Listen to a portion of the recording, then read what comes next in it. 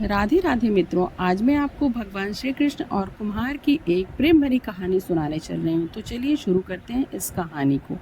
यह कहानी भगवान श्री कृष्ण के बाल्यकाल की है। बचपन में कृष्ण बड़े ही शरारती थे।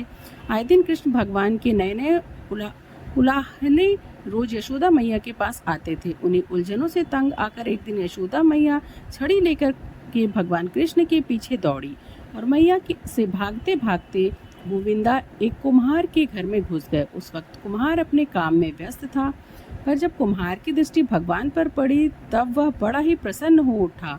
कृष्ण बोले, कुम्हार जी, क्या आप मेरी मदद करेंगे? मेरी मैया मुझसे बहुत क्रोधित हो गई है और छड़ी लेकर मुझे ढूंढ रही है।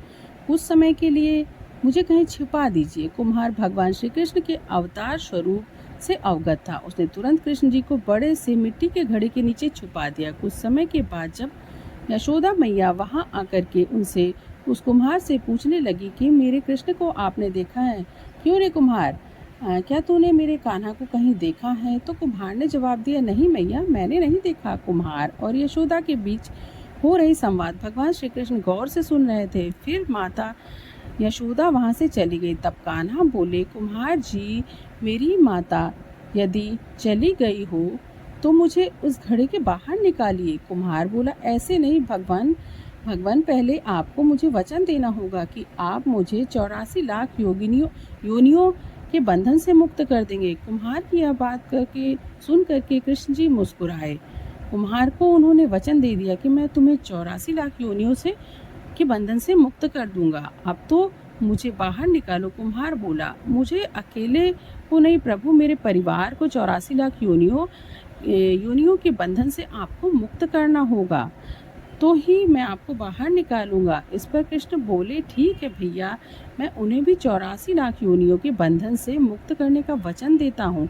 अब तो बाहर निकालो।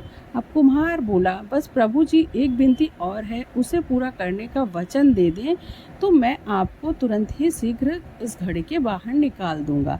कृष्ण जी बोले, अब वह भी बता दो कुम्हार जी, कहो हे प्रभु जी, जिस घड़े के नीचे आप छुपे हुए हैं, उस घड़े को बनाने में लाई गई मिट्टी मेरे बैलों पर लाद दीजिए और उन्हें भी मुक्त कर दीजिए।